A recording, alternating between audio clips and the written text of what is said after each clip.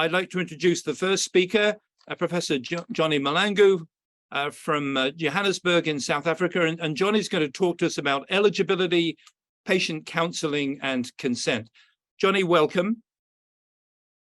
Thank you very much, Professor Lillicrap, and I would like to thank the Friends Foundation and ISTH for inviting me to participate in this gene therapy in hemophilia education session. And I'm pleased that we begin this session and a discussion on hemophilia gene therapy with counseling and consent, as consent is actually underpinning all of our medical intervention when we administer either the commercial gene therapy, which is about to happen, or even the clinical trial products. One has to actually consider informed consent. And I just want to begin by stating that and reminding everyone that informed consent is actually not an event. It is a process encompassing several elements depending on where you are. And I've listed some of those elements in this slide. The process starts with disclosure, and this is usually followed by assessment of understanding or comprehension of the patient. And this is followed by the voluntary agreement of the patient to either receive the product or to consider to get more information about the product. And of course, in the process, one needs to also evaluate if the patient in front of you is competent to give consent.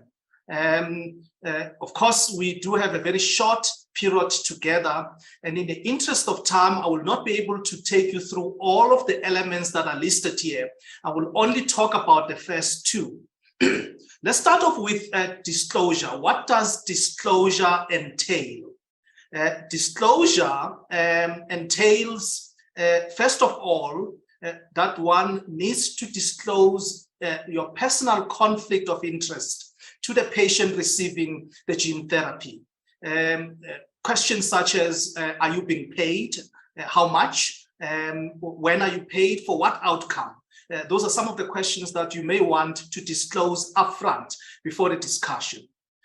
Beyond the personal conflict, there are other disclosures, and I've listed two here. There is a need for disclosure of the risks and benefits. And overall, when we have an intervention such as gene therapy, we always need to consider that the benefits should always outweigh the risks. But we do disclose what the risks are. And of course, on the other hand, we also do need to disclose what the benefits and the risks are without the intervention. And if one move further on your right, you can see that we also need to disclose what we know about the intervention and what we don't know about the intervention, as well as what we know about the disease and what we do not know about the disease. Those are important disclosures that I thought I would highlight here. And then what does comprehension entail? It has become very fashionable to talk about shared decision making, but in fact, comprehension requires that shared decision making process so that the individual participate effectively, ultimately, in understanding the kind of intervention that we want to give them. It entails, first of all, helping the patient to understand what the treatment is about. It entails helping the patient to explore and compare the treatment options. Of course, this is what we normally discuss in any setting, the current treatment versus the treatment that we're about to give in the context of gene therapy. In fact, it's a field that is very exciting. As you know, we've gone through an era of a large number of replacement therapies, and now we're moving towards gene therapy. It also requires an assessment of the patient's values and preference. And of course, that is very, very important in judging whether, in fact, the treatment is the right treatment for the patient at the time when the patient is making the decision. And of course, if the process is followed very well, one would like to reach a decision with the patient and evaluate that decision with the patient.